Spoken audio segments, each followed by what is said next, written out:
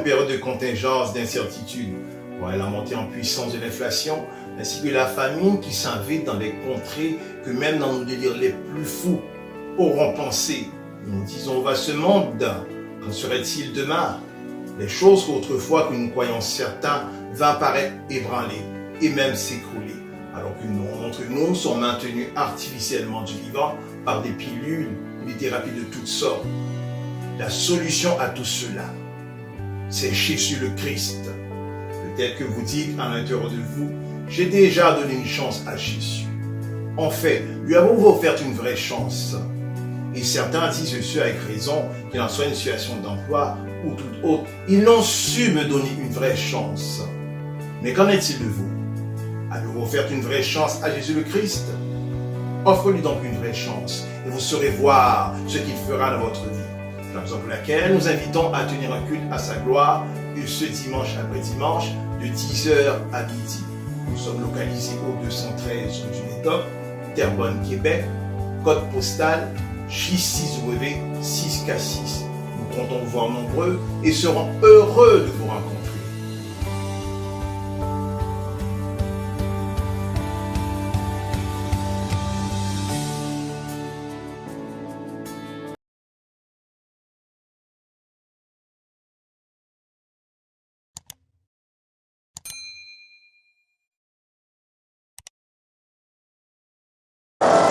Grand sourire et poignée de main chaleureuse, Vladimir Poutine l'appelle son grand ami et Xi Jinping le lui rend bien. Les présidents chinois et russes s'apprécient, c'est en tout cas le message qu'ils aiment faire passer, et les compliments fusent. Ces dernières années, la Chine a fait un énorme bond en avant dans son développement. Partout dans le monde, cela suscite un réel intérêt et on vous envie même un peu. Grâce à votre gestion solide, la Russie a réalisé ces dernières années des progrès significatifs vers le succès et la prospérité du pays. Une rencontre en mars 2023. Prends soin de toi, mon ami. Fais bon voyage. Suivie d'une autre, en octobre. Fin mai, c'est encore en Chine que se rendra le président russe. Un pays qui n'a jamais condamné directement Moscou pour l'invasion de l'Ukraine. La question de l'Ukraine s'inscrit dans un contexte historique complexe. La Chine adopte une position juste et objective sur cette question et nous nous sommes engagés à promouvoir les pourparlers de paix. Pourquoi se fâcher quand on peut commercer? En 2 ans, les exportations de la Chine vers la Russie ont bondi de 64%. Les échanges commerciaux entre les deux pays ont atteint 240 milliards de dollars en 2023, soit plus du double de 2018. Des chiffres qui indignent les Occidentaux. La Chine affirme vouloir de bonnes relations avec l'Occident. Dans le même temps, Pékin continue d'alimenter le plus grand conflit armé en Europe depuis la Seconde Guerre mondiale. Ils ne peuvent pas gagner sur 2 tableaux. Les États-Unis accusent directement les entreprises chinoises de fournir à Moscou des composants électroniques nécessaires à la production de missiles, de chars et d'avions, ou encore des drones. Pékin dit rester neutre. Washington et Bruxelles l'accusent au contraire de soutenir la Russie. Le président Poutine utilise ses armes pour envahir un pays souverain, démolir son réseau électrique, tuer des femmes, des enfants et des hommes innocents. Des efforts supplémentaires sont nécessaires pour limiter les livraisons à la Russie qui finissent sur le champ de bataille. Partenariat économique et parfois même militaire, avec des exercices navals communs comme en août dernier dans le Pacifique. Mais en coulisses, selon le Financial Times, Xi Jinping a bien fixé une ligne rouge. En juillet dernier, il aurait mis personnellement en garde Vladimir Poutine sur le recours aux armes nucléaires en Ukraine. Nous devons respecter strictement notre engagement solennel de ne pas utiliser d'armes nucléaires et de ne pas recourir à la guerre nucléaire. Ce matin, la Russie brandit pourtant la menace nucléaire sous la forme d'exercices à la frontière ukrainienne. Simple réponse aux hypothèses occidentales d'envoi de troupes, justifie le Kremlin. Il s'agit d'un tout nouveau niveau d'escalade. C'est sans précédent et bien sûr, cela nécessite des mesures et une attention spéciale. Et c'est encore vers la Chine que se tourne aujourd'hui la présidente de la Commission européenne, Ursula von der Leyen, pour espérer tempérer les... Bon matin à tous, une fois de plus, avec immense joie que je retrouve encore ce matin au travers de cette capsule et de par où que vous nous recevez, et nous vous désirons formuler nos salutations sincères. Et nous espérons, nous croyons que vous portez bien. Et nous savons que souvent l'enfant de Dieu, nous avons bien des mots, nous sommes souvent la cible des tyrans, car la Bible dit que nous avons un ennemi et qui veille cherchant qui dévorer. Et souvent nous ne portons pas bien, mais il ne faut pas se fier aux apparences, mes chers amis, bien que vous pouvez vous sentir seul dans la situation que vous trouvez, mais sachez que l'Éternel des armées est toujours là. La Bible dit que l'Éternel est auprès de ceux qui le craignent. Un jour donné, et le Seigneur saura vous accorder un moyen échappatoire. Et vous aurez des jours un peu plus heureux, plus joyeux. Et dans les jours précédents, il y a une prophétie qui s'est accomplie. Et tel que indiqué, alors que je parvins à la connaissance de Christ dans les années 90, précisément en 1991, lorsque je vins à Christ, tout comme nombreux parmi vous, et les années vinrent à s'échelonner, les années vinrent à se passer, et pour nous trouver maintenant à l'intérieur, loin dans les années 2000. Et nous sommes maintenant en 2015, dans cette année 2015 et les années après, les prophéties n'ont pas cessé de se multiplier et de débouler, de se déballer telle qu'une balle de neige. Les prophéties se déballent, se dévoilent, et les prophéties que nous avons dit dans les capsules précédentes que les prophéties majeures sont tous accomplies. Et les prophéties qui ne sont pas encore accomplies, ce sont les prophéties mineures. De cette prophétie mineure, il y a eu cette alliance maintenant qui est concrétisée, alors qu'avant c'était des pourparlers, c'était des sommets qui ne menaient pas à la concrétisation de celle-ci, au couronnement de cela. Alors, dans les jours précédents, précisément le 20 juin, il y a eu cette rencontre entre Poutine et Pékin. Et au moment de cette rencontre, cela maintenant s'est soldé sur la note duquel ils ont signé cet accord maintenant, cet accord militaire entre la Russie et la Chine. Et tout cela, la Bible nous a informé au travers de cette prophétie que le Seigneur lui-même a octroyé à Ézéchiel, selon Ézéchiel 38, qui se dessine, qui s'accomplit sur nos yeux, mes chers amis. Mes frères et sœurs, si nous considérons ce passage du verset 1er, Ézéchiel 38, il est dit que la parole de l'Éternel me fut adressée en ces mots: Fils de l'homme, tourne ta face vers Gog, au pays de Magog, vers le prince de Roche, de Méchec et de Tubal, et prophétise contre lui. Tu diras ainsi par le Seigneur l'Éternel: voici, j'en veux à toi, Gog, prince de Roche, de Méchec et de Tubal. Je t'entraînerai et je mettrai une boucle à tes mâchoires. Je ferai sortir toi et toute ton armée, chevaux et cavaliers, tous vêtus magnifiquement, troupes nombreuses portant le grand et le petit bouclier, tous maniant l'épée. Avec eux, ceux de Perse, d'Éthiopie, de Pout, tous portant le bouclier et le casque. Gomer et toutes ses troupes, la maison de Togama, à l'extrémité du septentrion. Et toutes ces troupes, peuple nombreux qui sont avec toi. Nous faisons un bond maintenant pour nous trouver au verset 4.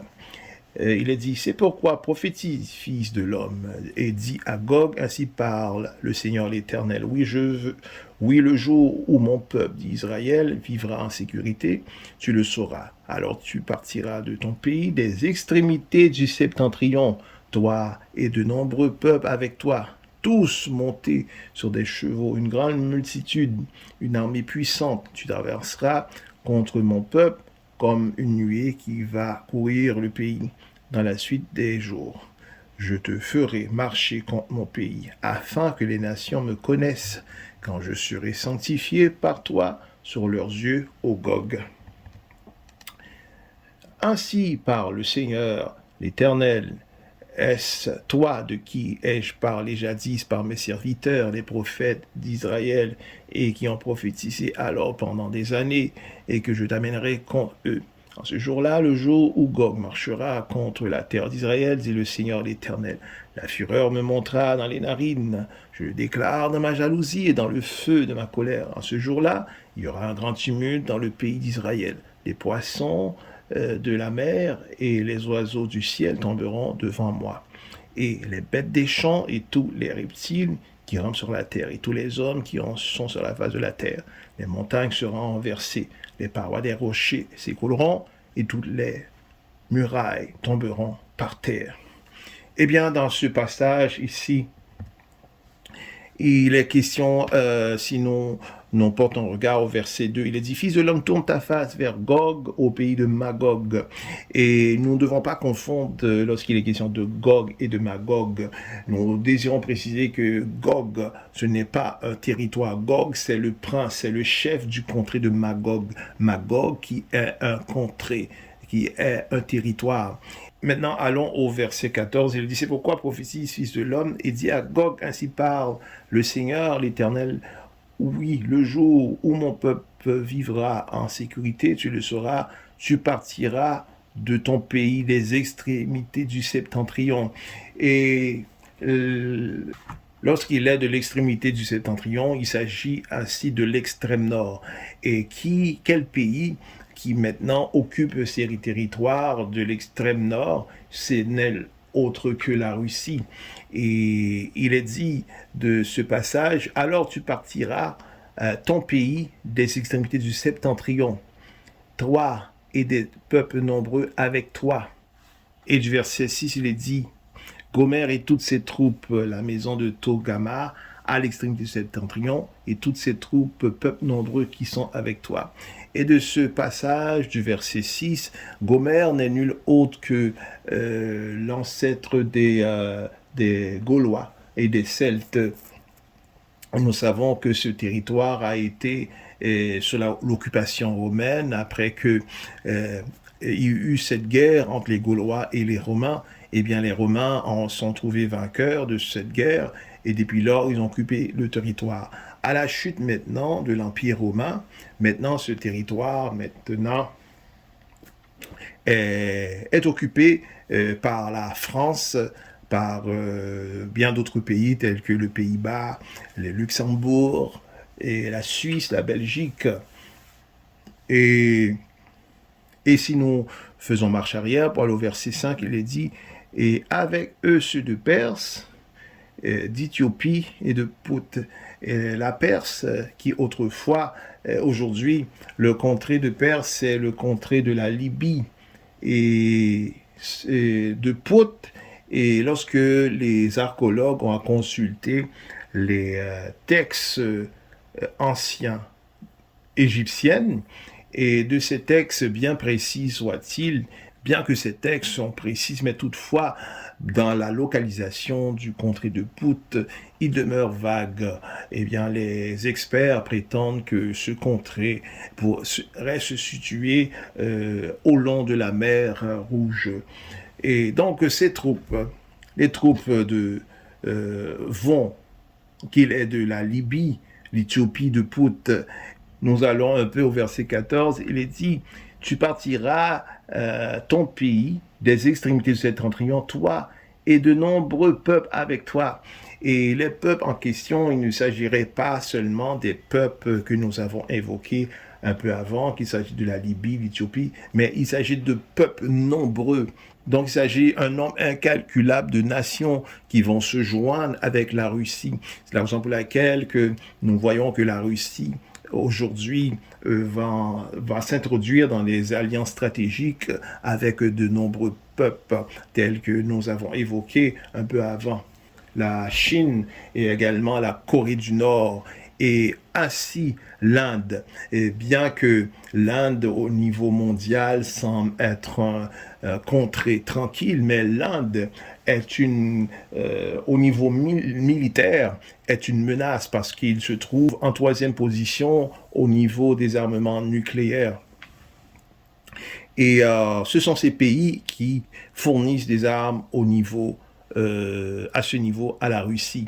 Et ces alliances, bien que ces alliances aujourd'hui fait trembler l'Occident, fait trembler l'Amérique, mais la Bible nous informe que tout ce tandem entre ces pays maintenant vont s'orienter maintenant à une nouvelle cible. Et cette cible ne sera nulle autre qu'Israël. Eh bien, c'est le Seigneur lui-même qui amènera toute cette coalition, tous ces pays qui sont en alliance contre Israël. Et la Bible dit, au moment que ce sera ainsi, eh bien, la colère de l'Éternel, maintenant, va jaillir, et l'Éternel va frapper d'une manière sans précédent dans ce contrée. Ce contrée d'Israël va avoir une tuerie, va être très, très, très meurtrière, parce que c'est l'Éternel et ses armées qui, lui-même, qui va intervenir pour son peuple. Et tout cela, toute cette prophétie en question, ce sont des prophéties qui s'accomplira après l'enlèvement de l'Église. Et bien avec cette alliance, mes chers amis, bien que en Occident, souvent nous faisons montre d'orgueil, bien souvent nous nous mettons sur un piédestal, bien souvent les gens qui ont à se mettre dans cette position sont des gens, par leur orgueil, qui vont connaître une chute. C'est la raison pour laquelle que l'Éternel dit que je résiste à l'orgueilleux, mais je fais grâce aux humbles. Et les gens qui sont dans cette forme d'orgueil, un jour donné, arrivant, eh bien, ils vont tout simplement s'écrouler. Et l'Occident ainsi un peu, et c'est la raison pour laquelle que nous pouvons dire qu'aujourd'hui, avec cette alliance, ces alliances nombreuses qui impliquent la Russie, et nous pouvons dire que l'Amérique est assise sur une bombe à retardement. Et nous pouvons dire ainsi, sur la terre désormais, nul est en sécurité. Nul est en sécurité. Et ce qui se déroule devant nous, c'est simplement les prophéties de la fin. Et c'est la raison pour laquelle, mes chers amis, nous nous trouvons nulle part en sécurité. La sécurité que nous croyons, que nous prétendons, c'est une fausse sécurité. La seule sécurité que nous pouvons réellement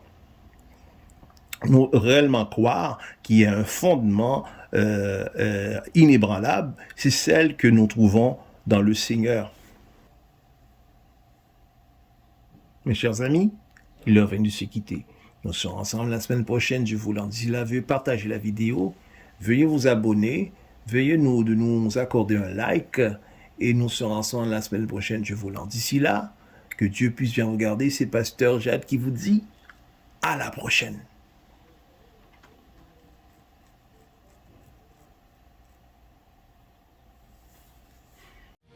Je bénirai l'Éternel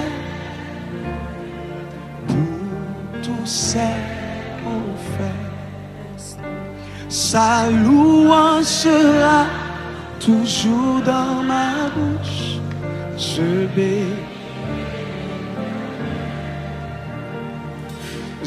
bénirai l'Éternel. Alléluia.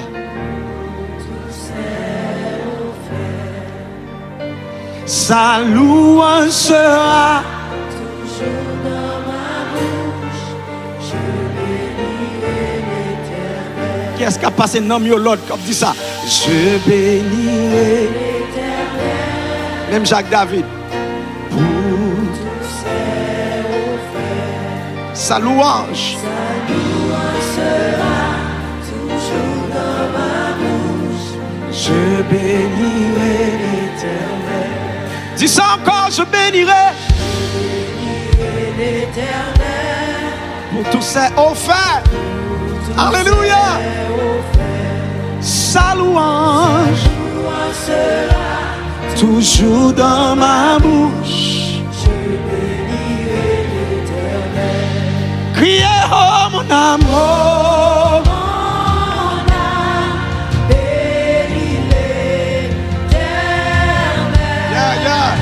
Béni, béni, le Dieu d'amour.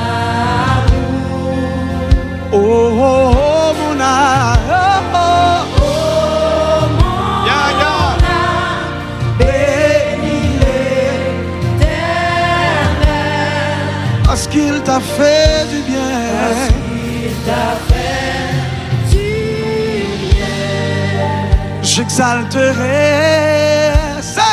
j'exalterai l'Éternel pour tous ses hauts faits. Sa louange sera toujours dans ma bouche. Oh,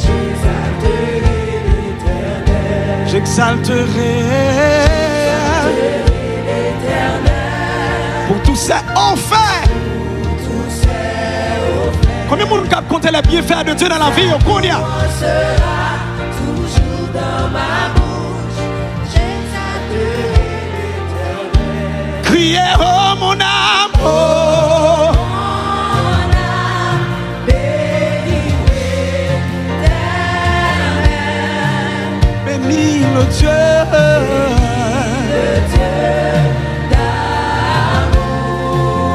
Oh, oh, oh mon âme.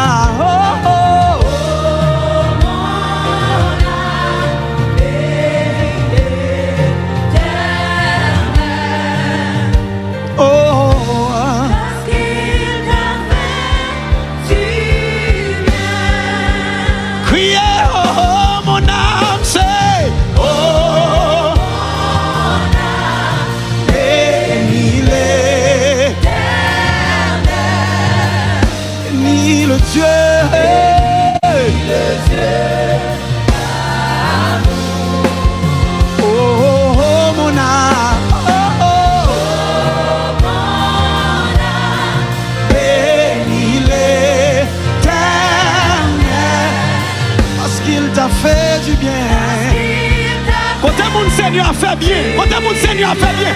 Qu'a pleuvé mais on crie oh mon âme. Yeah. Oh mon âme. Yeah. Béni, le béni. Béni le Dieu d'amour. Oh, oh, oh, oh, oh.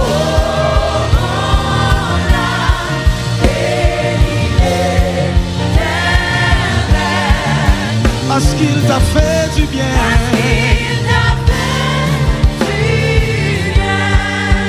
Parce qu'il t'a fait du bien. Parce qu'il t'a fait du bien. Parce qu'il t'a fait du bien. Du bien, parce qu'il t'a fait. Amen. Du bien. Il fait non moins bien. Ma bloue.